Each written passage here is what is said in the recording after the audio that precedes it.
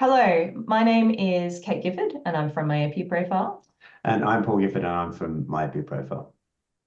I'm Philipp Hessler, and I'm researcher and optometrist at the Ernst Abbe University in Jena, Germany. I'm Dr. Bill Tullo, optometrist and medical director of OCULUS Inc. North America. Thank you for joining us, Philip and Bill. We're here to talk about the new growth control module in the OCULUS Myopia Master software. So could you tell us a little bit about the growth control module and what this means for the OCULUS Myopia Master software? Yeah, of course. So the growth control module completes the analysis options for axial length in myopia management. And so far we have used the percentile curves of the BHVI for everything. But however, the percentile curves have shown a limited extent whether myopia management is successful or necessary. So the growth control module shows us how successful myopia management is and should always be used in follow-up measurements. It helps us to validate the success of myopia management. And the new growth control module also provides on follow-up an annualized growth rate with his color-coded normative database. It allows the doctors to make better decisions for their myopia management patients. Why has Oculus created this update? OCULUS, we listen to our customers very carefully, and as Philip pointed out, that despite the fact that the BHVI growth curves are excellent for identifying high-risk patients, they didn't have the quantitative analysis to show the effectiveness of our treatments. The new growth control module allows our doctors to better understand the effectiveness of the individual myopia control treatments by providing that normative data curves, and allows the doctor at a glance to understand if their therapy needs to be adjuncted, if more aggressive therapy is needed. Also, the growth control modules show the parents and the patients in a very easy visual summary what's going on with the effectiveness of their treatments. If something needs to be changed, they can easily understand why we're changing their treatments. It just makes the job faster, easier, and more effective.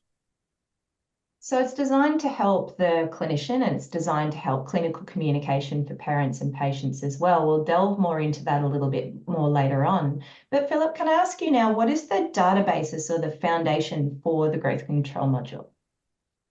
Yeah, the data was collected from 63 Myopia Master users in German-speaking countries, and the data was analyzed by the Ernst Abbe University here in Jena, Germany.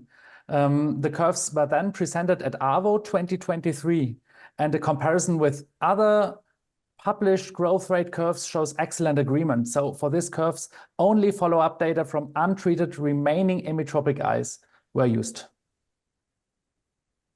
It's really interesting. How do you think our understanding of axial length data in myopia management has evolved over the last few years?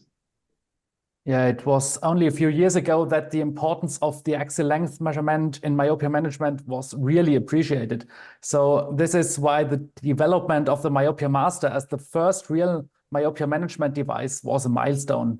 And it is good that all myopia specialists today agree that myopia management is not possible without axial length measurement. And however, it was still not known what the goal in myopia management actually was. We always thought that the growth rate should be as close to zero as possible. And the new growth rate shows us what is the goal in myopia management, the remaining emmetropic eye growth rate. And this is the basis for the new module. And Philip, that's an important point. Understanding that the normal axial length growth varies with age and refraction allows the doctors and the parents to really appreciate that some axial length growth is normal and it doesn't reflect a failure of treatment. So that's a really important element in how we use axial length data in practice. So can you tell us a little bit more about how the growth control module will support clinical decision-making in myopia management? Yeah, there are two central questions in follow-up examinations. First, for untreated myopic patients, the questions of if myopia management is necessary because the eye is growing too fast compared to an eye that remains emmetropic. And we can see this if the growth rates, including the arrow bars, are in the red or yellow area.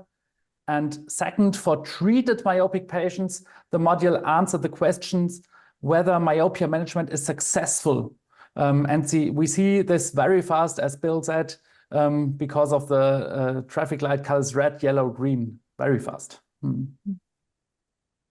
The other aspect is it's taken the human error out of the calculations for annualized axial length growth curves. I've had my technicians do these calculations, and occasionally there'd be an error in the calculation. It could lead me to making a bad decision for patient care. So the automation of these measurements are really important for consistent, accurate recommendations. That improved precision of the age adjustment for the growth rate for the normative data, as Philip said, that color coding really makes everything easy to understand, fast, and streamlines the flow in the clinic. These automated growth curve calculations just improve the efficiency, the workflows, and this allows me to provide better care for the patients. Fantastic. This is really interesting. And as you said, there's been an enormous evolution in how we use axial length data in practice, from absolute measurements to percentile curves to now understanding how to compare this to the emmetropic growth rate with the growth control module. So I think this is a really valuable development for clinicians to really understand how to use this data and, of course, how to communicate this data as well. So thank you so much for joining us and telling us about the growth control module update in the OCULUS Myopia Master software. Thank you so much. Thank you. Thank you for having us.